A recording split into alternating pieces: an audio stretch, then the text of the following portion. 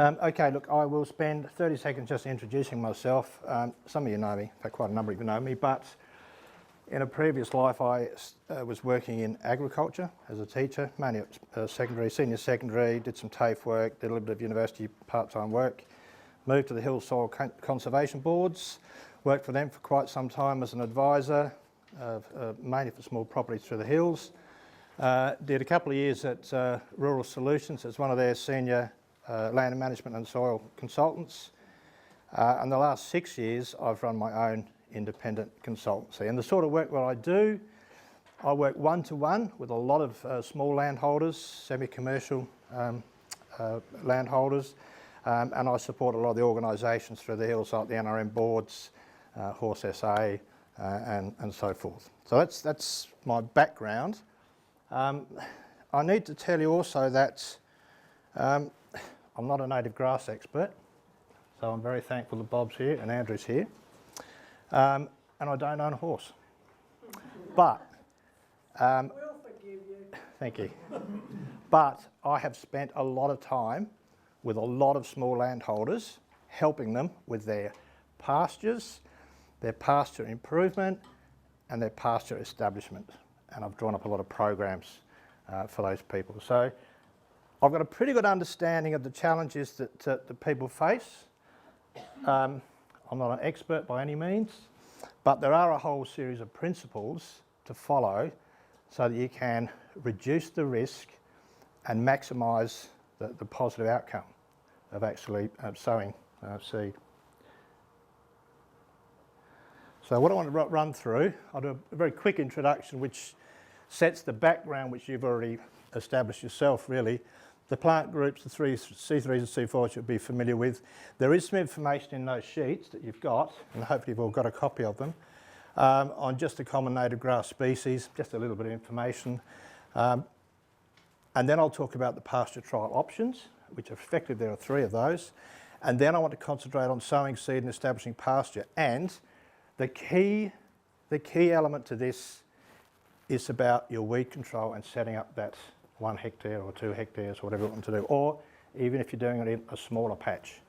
It is about the preparation, because so many people I have talked to said, oh, I'm going to reseed that paddock, I'm going to do it next autumn. And I say, have you done any weed control this year? Oh no. I'll just spray it out with Roundup. And they're usually a disaster, okay? And there's some indication of costs, and as Kim said, the seed is so expensive, right, that for some of you, you look at those costs and go, what? But if you can get the native grasses established, right, you should be looking at your costs perhaps over a 10-year period and saying, look, I'm going to need to split this, right? Rather than say, yeah, it's one hit in 1 year, but this grass isn't going to last just 1 year. It's not like putting in a short-term annual ryegrass, which is only going to be there for 1 year, and you'll cut it for hay or graze it or whatever. So that's what we'll try and cover. The basic concern for a lot of horse owners who have horses that suffer from laminitis is the fact that so much of the introduced grasses have quite a high level of simple sugars that basically are easily dissolved. And one is fructan, and that's essentially what that problem is. And I hear quite often that people are soaking their hay, getting rid of this fructan, and then saying, now my horse is much better as a result. And if you haven't already read it, there's a paper by Pollitt and Watt, and the reference is in the back of that handout. That's worth reading, all right? And even he admits there's still a lot of research, or they admit there's still a lot of research to be done. And so we talk about C3s, which effectively are the wallaby grasses, etc., that you can sow in autumn, grow through sort of winter, spring, and then those C4s that we saw today, like Themata, which really have their time through summer. And when you get rain, as we could see, there's some really good growth of those C4s. And the interesting thing is that these C3s and C4s actually store a lot of their starch, a lot of their carbohydrate as starch, which isn't a problem to horses. So we've got our weeping rice grass. I won't spend a lot of time on this because you're probably aware of it and you can read it quietly yourself. Wallaby grass, weeping grass or microlina. Wheatgrass, which Andrew mentioned this morning. Kangaroo grass, which we've seen a lot of. Red grass and windmill grass. And they're probably those key ones that we talked about this morning as being quite common. And so there's some of the seed heads for those.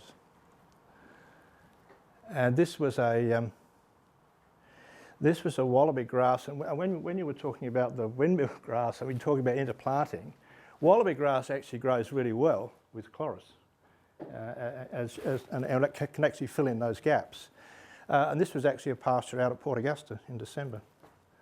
And I thought, December, Port Augusta, that's not looking too bad. Okay, what are our trial options?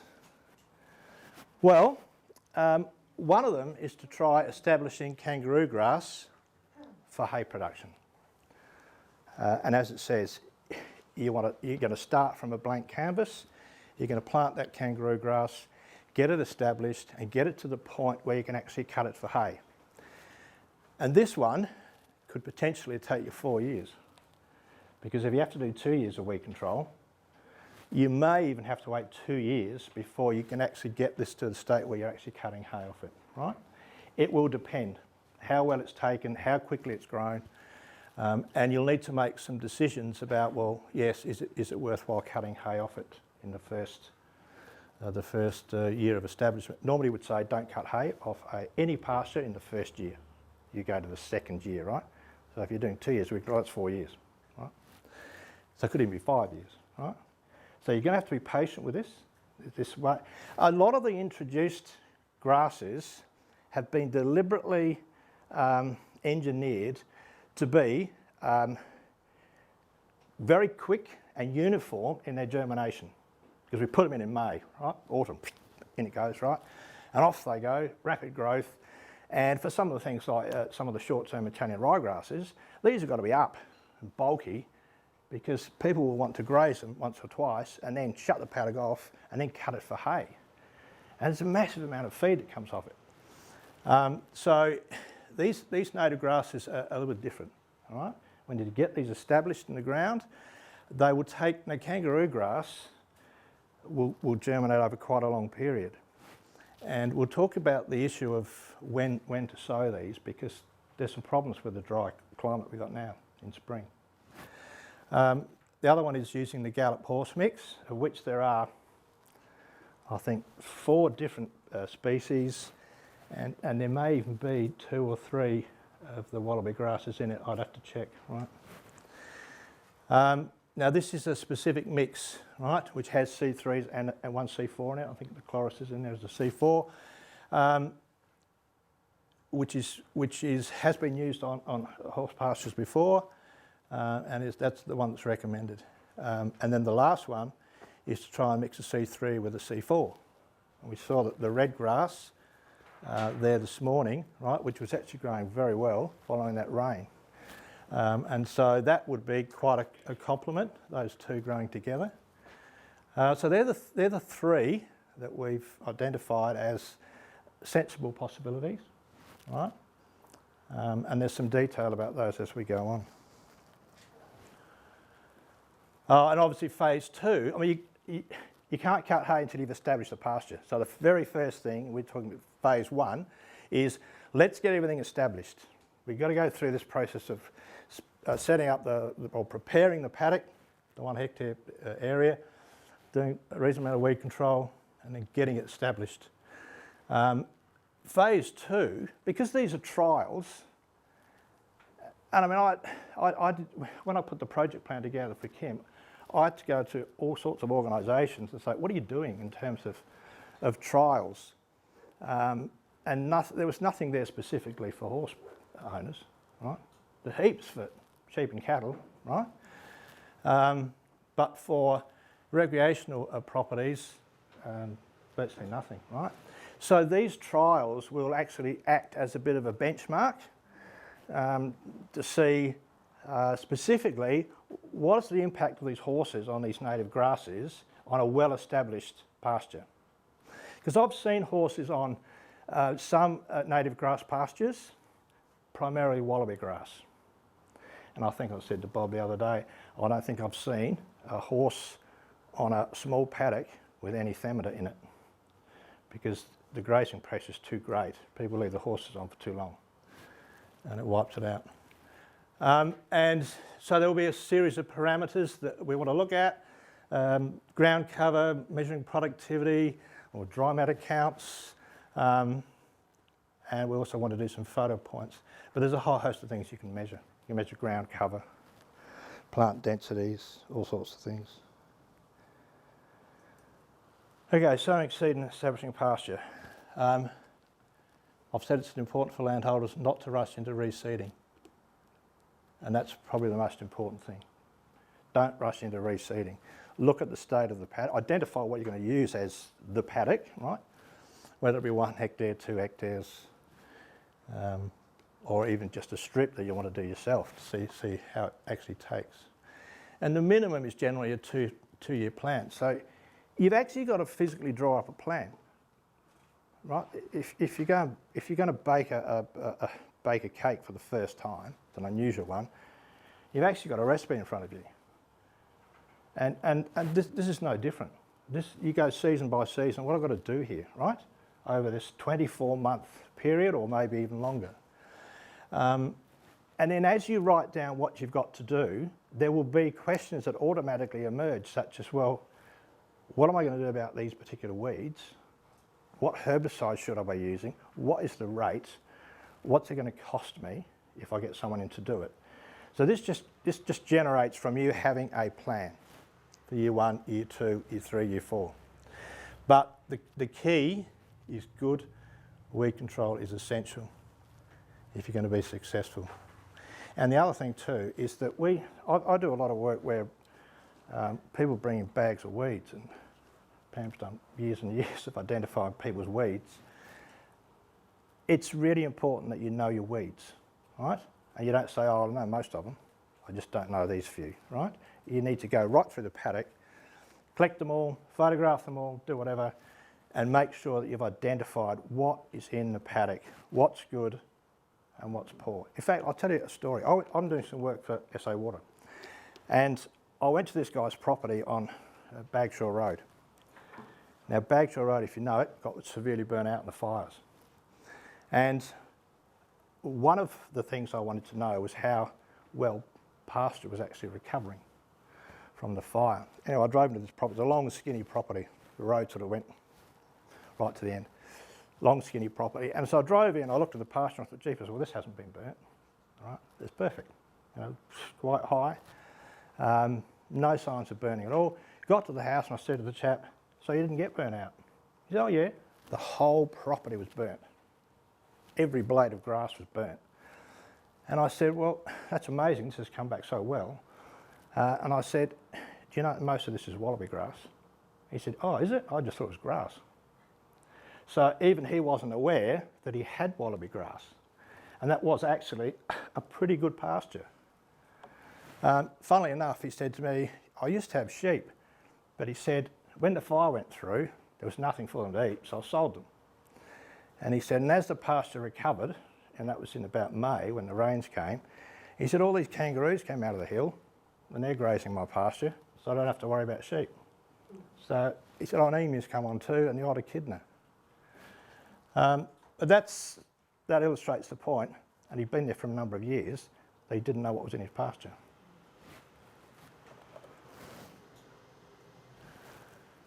Okay. Identify all pasture plants and weeds, which is what I just said. Draw up a reseeding plan. And in the year prior to sowing, undertake thorough weed control. I mentioned soil testing too. There's still a belief by some people that because we're in high rainfall areas and we've got acid soils, you need to lime. Well, if you're working with introduced pastures, fine. But if you're working with native pastures, there's no scientific evidence at the moment to suggest that you get any benefit from liming. And the research that was done in Victoria in about 2008 they set out a whole series of trial plots with wallaby grass, I think it was, and they had just a basic sort of benchmark plot with no additions, and then they worked with adding phosphorus, just lime, then phosphorus and lime. And it was shown quite clearly that the lime made no impact whatsoever, but the phosphorus did. The phosphorus actually improved the productivity significantly. So you may also hear that, oh, native grasses, don't fertilise them, right? It's not so. The reality is they have adapted to growing in quite infertile soils, and up here they're quite acidic soils, but they're very adaptable because you find them in neutral soils and also alkaline soils. So they will take some fertiliser. The key is not to go at extremely high rates over a long period of time. And also, if you've got paddocks where you have a majority of weed, remember that sometimes you're feeding the weeds. So you want to change that balance. So you're actually adding some fertiliser that the native grass plants will respond to. You can do laboratory tests. There are packs here. There's a couple of independent land management consultants who've got packs here down at Wollonga. If you know people down there, if you know people down at near Woodside, there are packs there as well.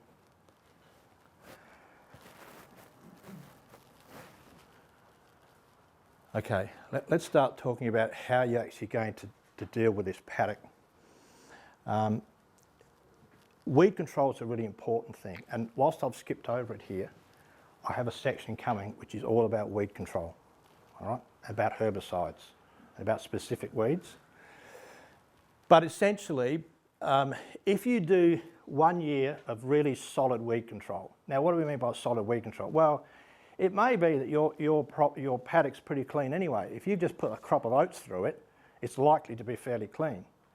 If you haven't touched it for 20 years and it's full of weed, etc., and you've got a whole range of weeds, some broadleaf perennials, some annual broadleafs, Guildford grass, a whole host of others, then there may be a series of occasions or times when you need to apply herbicide. Might be 2, it might be 3 times, all right? On some flattish land, on really, really poor pastures, which is primarily weed, there is an opportunity to really hit this hard with one application of herbicide, and that's sort of late September, early October. Because if you think about it, most of your weeds at that time have germinated, not all, but most of them have germinated. Not necessarily those that are going to grow through summer, but most of those that would normally grow through autumn, winter, spring, they've germinated, got to a reasonable stage, but they haven't seeded.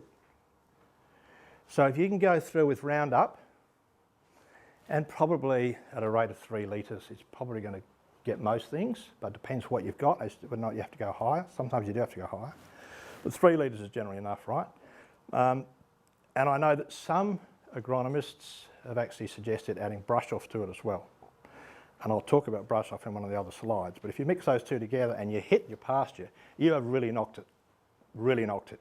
And then you've probably got another 2 occasions, depending on the season, where you might hit that paddock again, just with Roundup and not brush off, but just Roundup in the autumn. And I'll talk to you about why you don't put brush off in your spray in the autumn when you're about to seed. So effectively, you may have used 3 sprays on that paddock. And that's all designed to reduce the amount of weed seed in your pasture. That is the game, to reduce the amount of seed, not to wipe it all out, because you won't, okay? You won't wipe it all out. So graze well over the summer to remove the residues. Now I still have people saying to me, oh, I'm going to sow into this, as soon as it rains I'm going to wipe this out and sow into it. And there's thatch this thick on it. I'm going, don't waste your time, wait till next year, or get rid of it, right? Somehow, whether you harrow it, get a mob of sheep in, get rid of it, because that thatch is just going to block any establishment of seedlings, right? Now, because you're actually seeding, you can graze this pretty hard, and if you don't want, if you haven't got animals to graze because you only got horses, mow it right down, and get rid of that thatch. And then when the rains come, you'll get a wave of seed germinating. And I mean, this is a really good year. We got so much rain here in January, we're going to get weed seeds come up, right? And you might not have to do much with them because they might just die off themselves if you're lucky, right? If they don't, and you want to, and you've got a massive germination, you could go through and spray them out, right? And then you'll get another break, right? And that might be in late February, early March. And then if you get a normal break at the end of April, it's probably one of the best years that you can get to actually control a lot of these weeds because you'll have so much germination.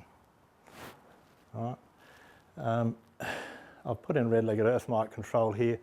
They will attack in particular, they're not too bad on natives, right? But they will in numbers, they can attack anything, right? Native veg, tube stock, oats, but a lot of clovers and medics get attacked by these things. So it's a matter of sort of knowing whether you've got those in your paddock and do you actually deal with them. And I've also said here you might need to lightly harrow some paddocks. Now the notion of harrowing is, it's a debatable one in the sense that we know that if you harrow the paddock you get more weed seeds up, and you might be saying that's terrific, that's really good. If you've got access to a machine which is going to do direct seeding of your native grass pasture, there aren't too many of those around, right? But if you can get access to a direct seeder, you probably don't necessarily want to harrow this up and bring up too much seed, right? You want to leave that seed in the ground, right?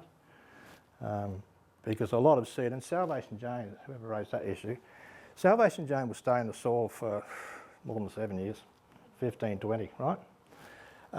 And with Salvation Jane, the idea with that, or the principle is that you don't actually wipe out all the seed, you actually stop it growing. All right, because it's hard seed, needs a lot of water. So they can sit in the ground, if you get a rain and all your pasture takes the water, the seed doesn't get it. So it doesn't soften up and you don't get such high germination rates. The other thing with Salvation Jane is it also germinates in spring as well. So if you do your typical autumn spray to get rid of it, and you don't do the spring spray, you're going to find a lot of it just comes back. So harrowing, yeah, you'll need to make a judgment there or get some assistance. Should I be harrowing it or should I or not? In most cases, it's probably advisable to harrow and try and get some of that weed seed to germinate and then spray it out. And then you sow your seed into moist soil a week after applying Roundup. Just wait a week. I mean, you can probably wait 4 days. Depends who you speak to as to how long you need to wait. Now, the critical thing is this depth of 5 to 10 millimetres. Because I think one of the main reasons that a lot of pasture establishment fails is the seed's too deep. Right? We're talking 5 to 10 mil, right? That much. Now, if you've harrowed your soil, it's light and friable, right? And then you've thrown your seed out and then you're dragging, harrows over again, some of that seed's going to be buried down an inch. And that's a problem because it won't make it up there, right? So you've got to be really careful about ensuring that that seed is at that 5 to 10 millimetre depth. You're probably looking at about, once you've sown it and run some sort of rake or whatever over it, that you can see about 5% of the seed on the surface. Right? That's probably the general rule. So when do you actually seed this? Well, we've got issues in spring if you've got no rain. You don't know what you put in the ground. If there's any rain, nothing's going to germinate, right? So you would normally sow C4s in springtime. That is the best time to sow them. You'll get your maximum germination in spring. However, you can only really do that if you've got irrigation, all right? And you're better off going back to autumn and saying, okay, it's not the best time for C4s, but we'll probably get some germination. In the case of Thermidor, it'll take some time anyway for the seed to germinate. And a lot of that will sit in the ground and it'll actually germinate in spring, all right? So you will still get success. This was a bit of a challenge in terms of when to sow these. I spoke to Chris Findlay at great length from Victoria, Flora Victoria, and he was saying this is a problem, and he was saying, yep, go with the autumn, right? Unless you've got irrigation.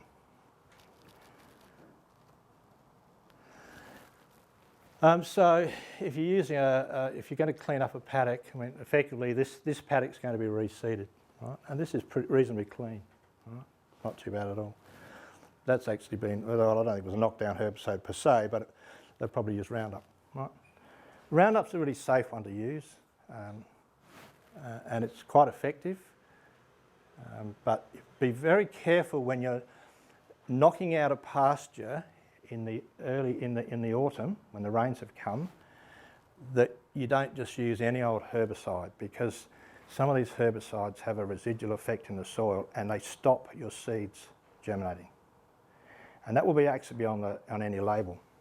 And I always say to people, if you're putting out any herbicide, read the label. Because I have to read the label. When I go out to properties and there's a combination of weeds or whatever, and they certainly need to be sprayed out, you can't just deal with it in terms of improving soil and changing the grazing strategy. They're so dominant, you do have to hit them, and that's the only time I'd really recommend it. Sometimes the combinations are a real challenge. What do you use, right? And I have to read the label, because if it's a new one, I don't want to be recommending somebody use this and find that the plant back time's 30 weeks, right? Big problems, right? So read the label, because they will give you information about plant back times and how residual that particular herbicide is. But you've got to kill this old pasture after you've had a really good go at wiping out most of your key weeds. And hand sowing of seed on small areas is appropriate. Now, this is a really simple and sometimes crude, but quite effective way to sow seed.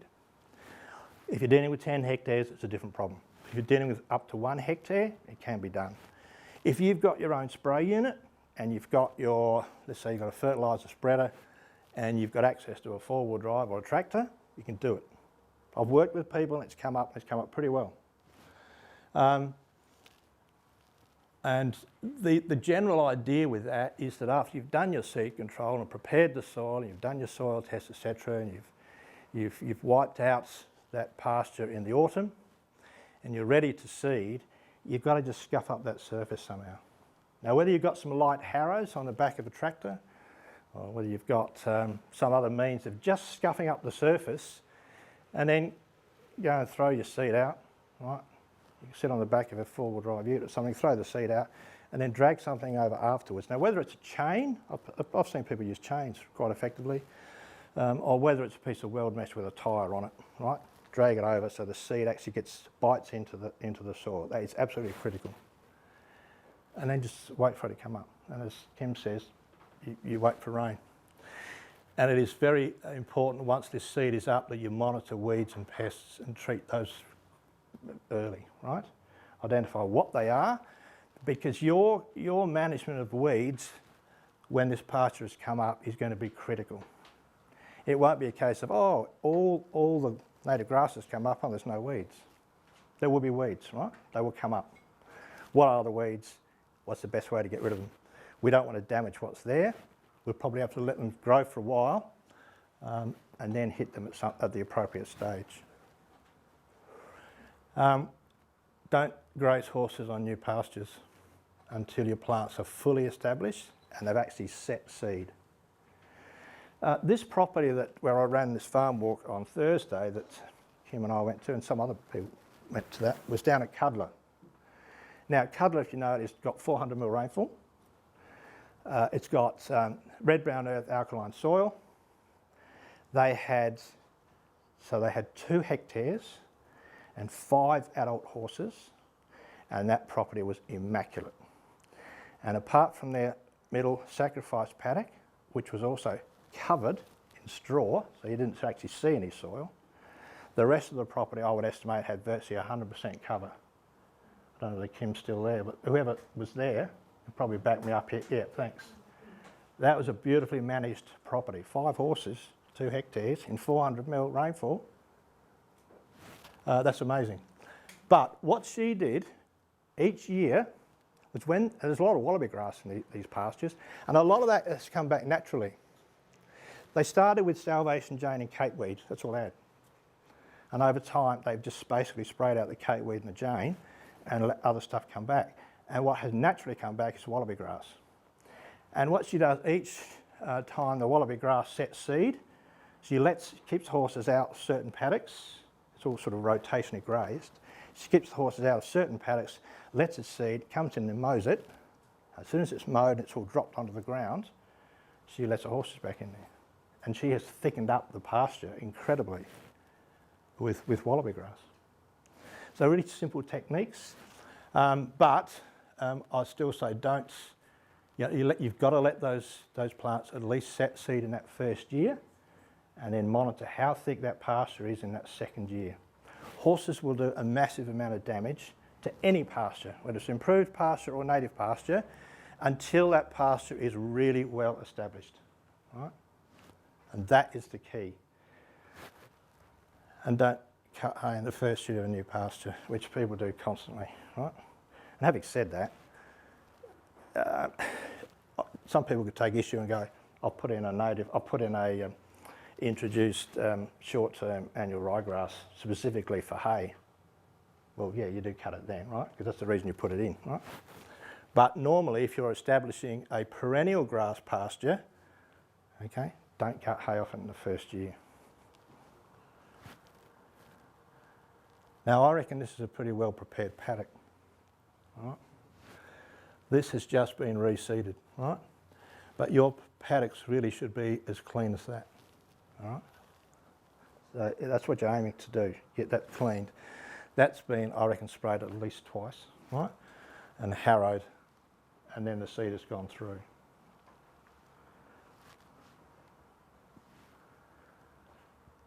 And as I mentioned before, you may need 2 or 3 applications of herbicide, depending on the weeds present. Maybe you need 2 years beforehand, and get good advice. Oh, there's plenty of advice out there, I can tell you, right? Usually from over the fence, right? I remember going to a property years ago and this bloke said, oh, I've just reseeded my pasture and all I've got is barley grass. And I looked at this property, he was right, it's absolute barley grass, and not only the normal barley grass, he had sea barley grass as well. The whole paddock was just barley grass. And the odd little sort of, cocksfoot plant or whatever he was putting in. And I said, okay, so who told you to reseed it? He said, oh, I forget what it was. So-and-so said, oh no, you really need to reseed this. And I said, well, what was it like before? He said, oh, it's like this paddock next door, my neighbours. And I leant over the fence, and there's this perfect pasture of cocksfoot and a bit of subclover introduced, but nevertheless still a good pasture. And there was just a bit of broadleaf capeweed through it. I couldn't believe this guy had been told to start again. And in some of your cases, if you think you've got native grass, get it confirmed, because you might have enough there to actually get it going, right? Get good advice. I actually say to people when you're getting advice, go to 2, 3, 4 people. When you start to get the same answer, that's probably the answer you want. Okay, I'm going to talk about weed control. How long have I got, Kim? Well, it's 20 past, so you're okay. Probably another 20 minutes. 20 minutes? All right, okay. Plant groups. I'm going to quickly run through different plant groups, and I'm going to talk about some of the herbicides, what they do, what they don't do, because I always get asked this question. What do I spray for this? What do I spray for that? You don't necessarily have to spray, right? But if you're wiping out a paddock with the clear intention of getting rid of everything to re-sow, it's a different matter. We can look at broad-leafed annuals, capeweeds, geranium, Salvation Jane, okay? They drop their seed before Christmas, then they germinate again in May, right? April, May. Then we can look at the perennials, which are sometimes tougher to get rid of, like the flatweed and dock. Dock has a really long taproot and is found quite often in wet areas. And then we've got blackberry and broom, and hopefully you won't have too much of that in the paddock you're going to reseed. Although I've seen blackberry in a grazing paddock, just wall-to-wall blackberry.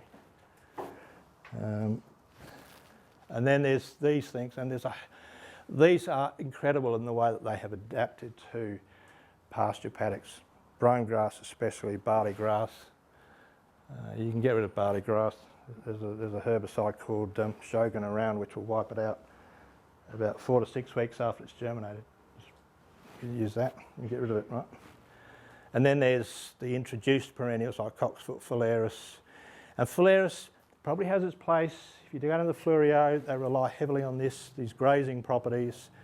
It can be an environmental problem. It can be a fire hazard, right? So you've got to manage these grasses accordingly. Okay, let's talk about herbicides.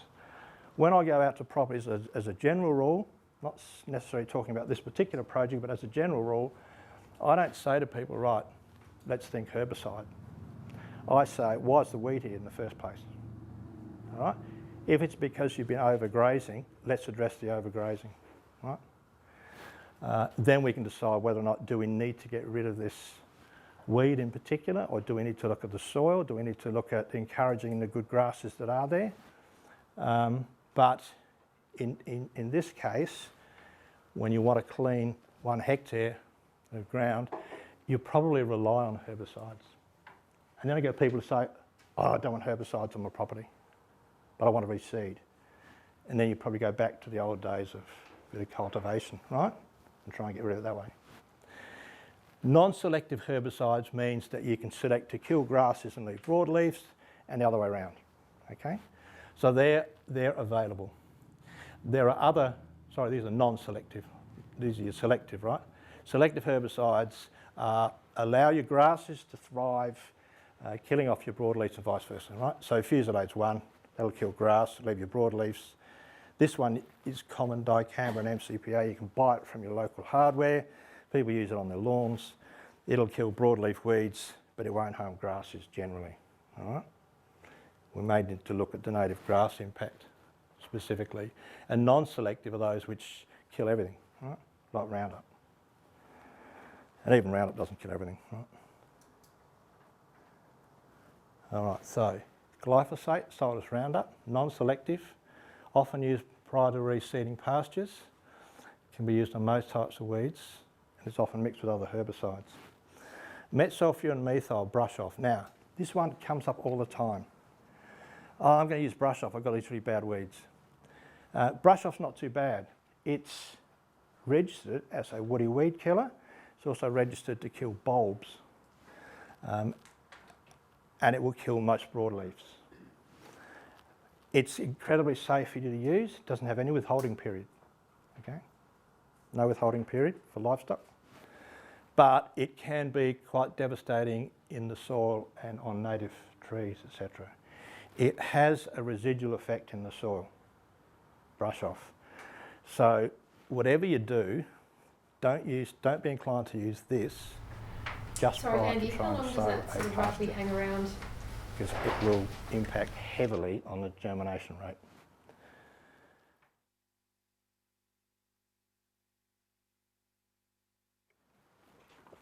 It's a good question. It does vary. If you've got highly acidic soils below about pH 5, it can be 16, 20 weeks. If it's alkaline soil and they're pretty dry, it'll be 24, 30. 6 months-ish. Yeah, yeah. Now normally, you can just work back and say, well, if I'm going to sow in May, mid-May, you know, I can go back to this point and spray it safely, right? But you have to work that through. So it's a case of, as I said, read the label for anything that's going to be sprayed.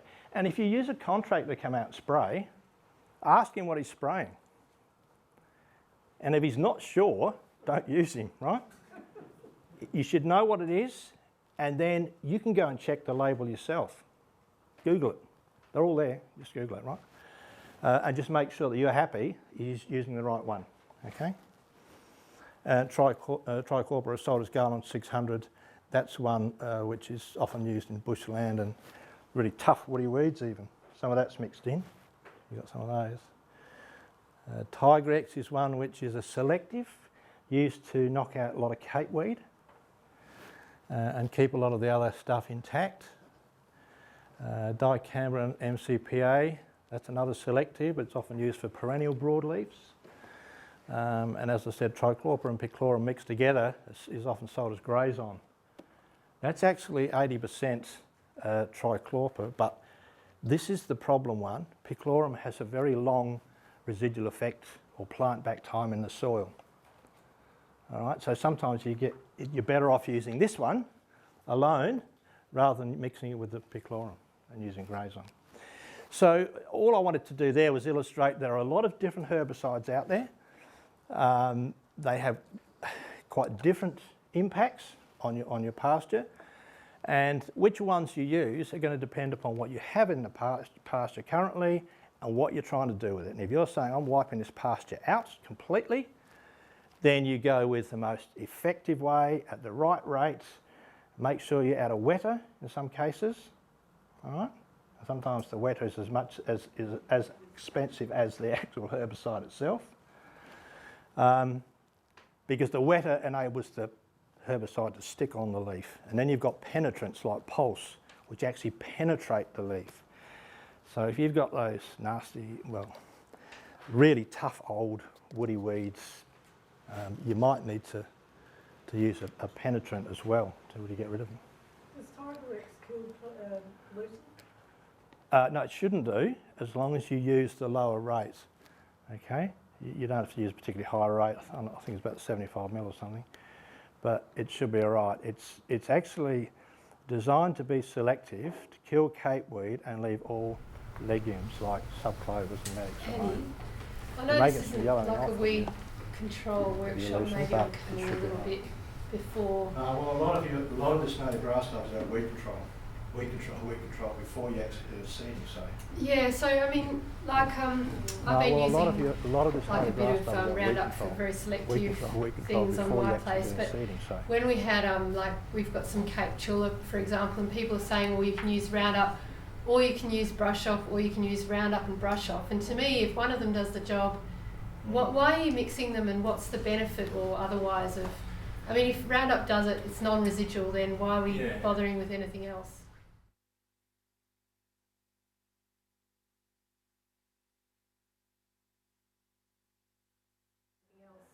Well, if it works, if the Roundup works, then I would use the Roundup. But one of the issues with Roundup is that it kills everything. So if you've got plants in between your weeds, it'll kill them as well. So in some of the grasses might be between those Cape Tulip plants, and they get wiped out by Roundup. That it isn't non-residual It's like- anymore, and that it is killing fungi, microorganisms, and all the healthy stuff.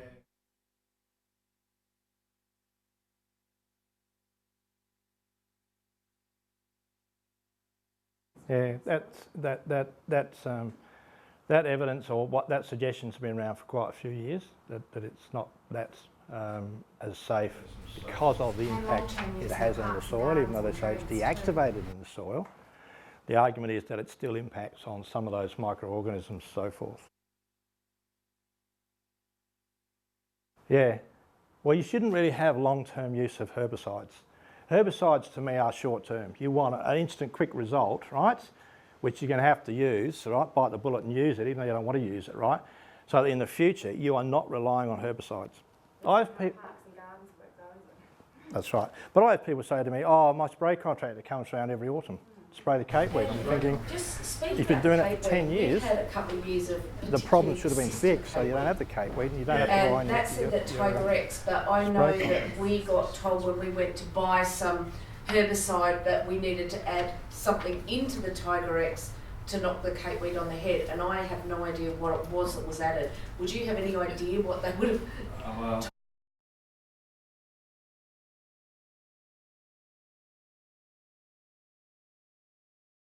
Well, Told what I've just sprayed on? not really, unless they've suggested you just need a penetrant or a wetter.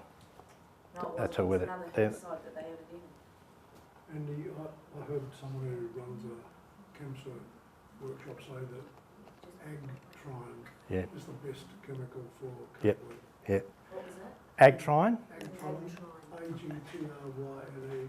Agtrine, yeah. It comes out of, it used to be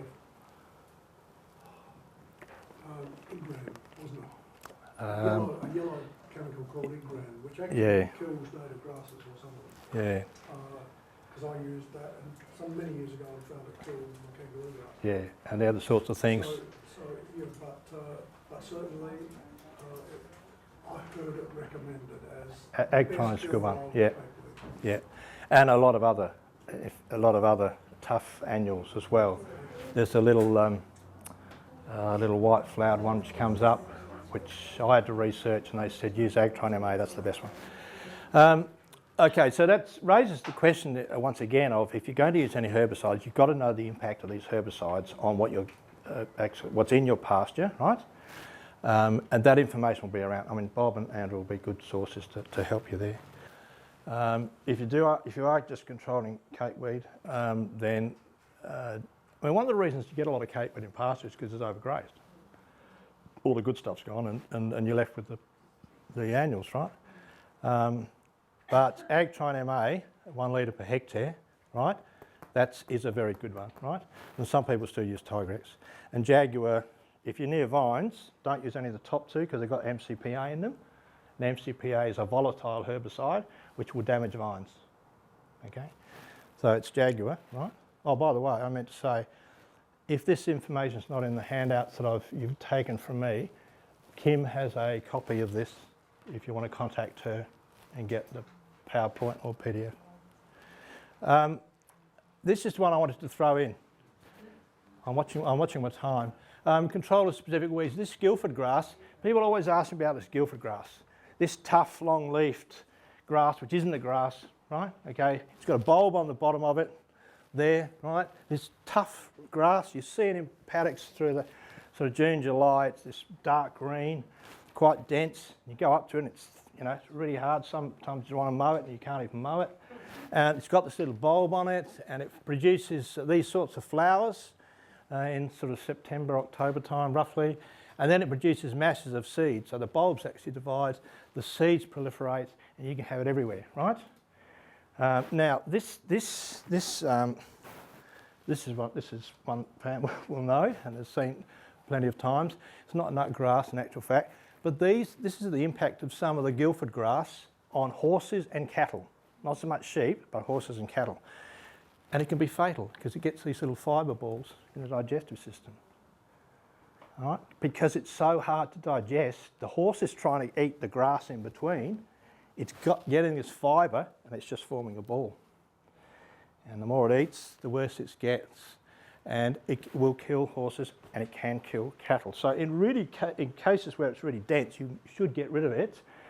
If you've got it in a pasture and you're thinking of sowing native grasses the next year, you have to get rid of that if it's dense, right?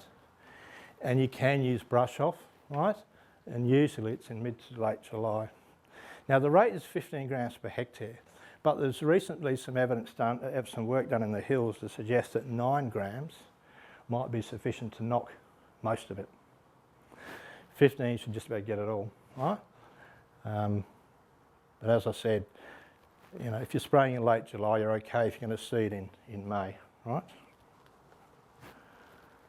Now, costs. The cost of establishing native grass seed is huge compared with introduced seed, simply because of the cost of the seed.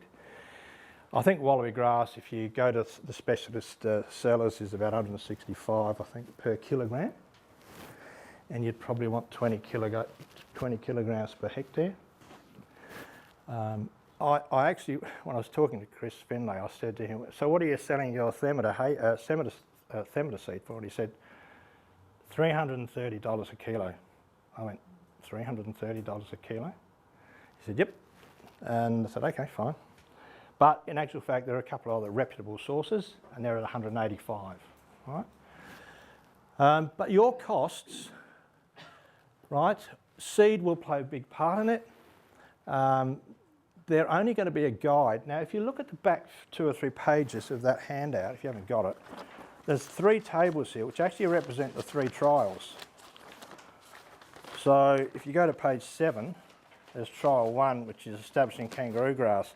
And if you look at the table, you can see some costs there.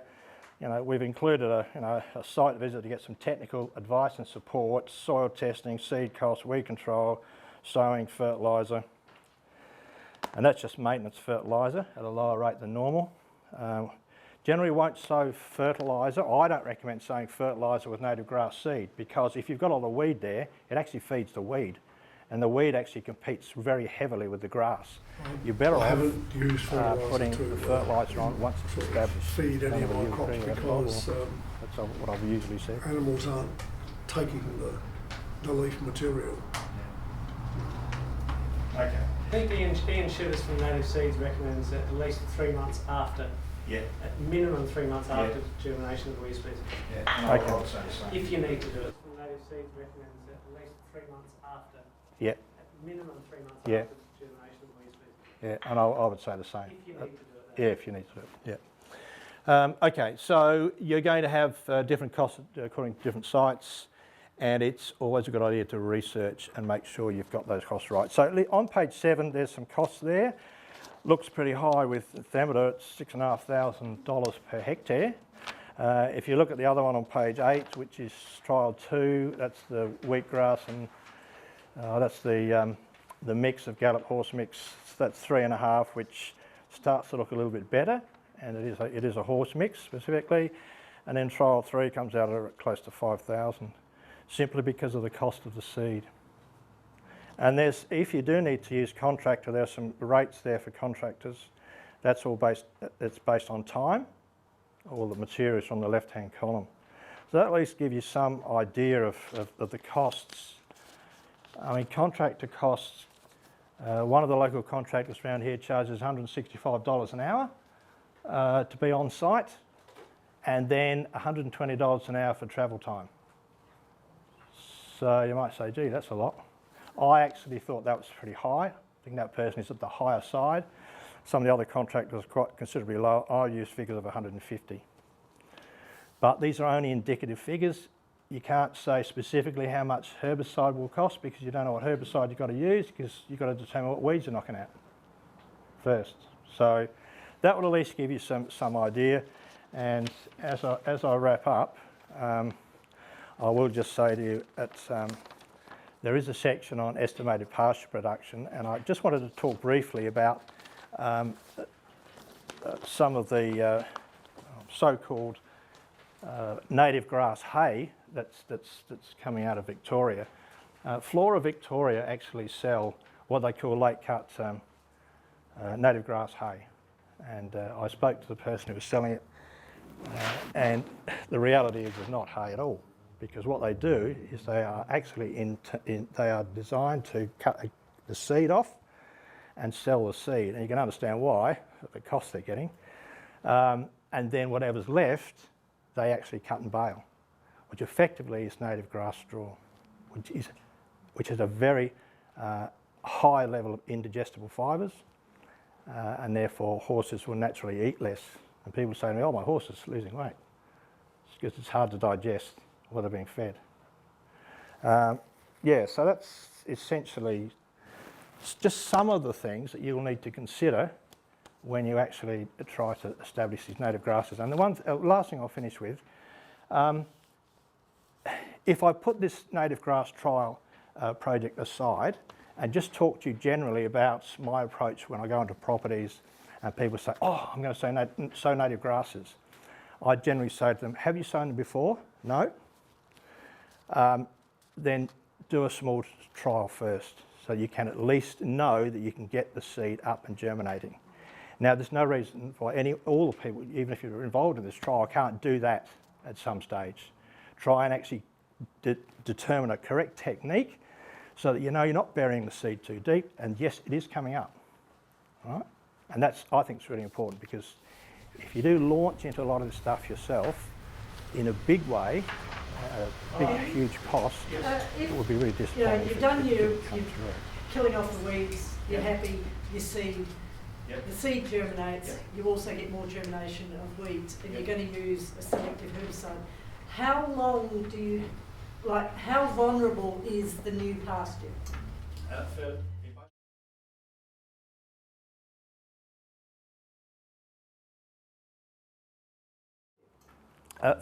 In most cases, fairly vulnerable, and I would always wait all literature that I've some read, there's quite a weeks, bit, if will not even always months, say, until I started to think about putting on a like I herbicide. read an I don't know whether unpublished you agree paper with that that. looked at all the herbicides that were going to be tested on heaps of native grasses, and it would always mention mature plant, that this herbicide is able to be used over this particular species of native grass if it's a mature plant. and then another column would say emerging or young plants, lethal, fatal, all that kind of stuff. So yeah, the example, remember from the paddock where I said I went over it with a normal rate of over the kangaroo grass in August this year. I wouldn't have last 2014 or 13 because there was so much seed head through it that I was frightened that I'd kill a growing plant. But this year it was very cold, extremely cold August, so I bit the bullet and oversprayed it, and you stood there beside it and you saw it was pretty much weed free. What did you spray? And the thermometer was looking terrific. What was it that you sprayed it with? Just Roundup. Roundup, yeah. Yeah. But you've got to check on Roundup these days because it's now in, there's 360, 450, 570. So you need to read it.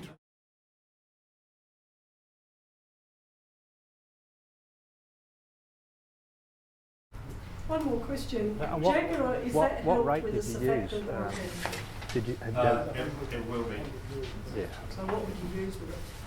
You can use a BX1000. BX1000 is a battery from your pulse. It will be. Usual rate is about, with pulse, is about 200 mils. You can use a BX1000. BS1000 is a wet oil you can The use. weather is about 100 mil. In 100 Usual rate litres. is about, with pulse, is about 200 mils per 100 litres of water. Okay. Water. The Thank weather you. is about 100 mil in 100 litres.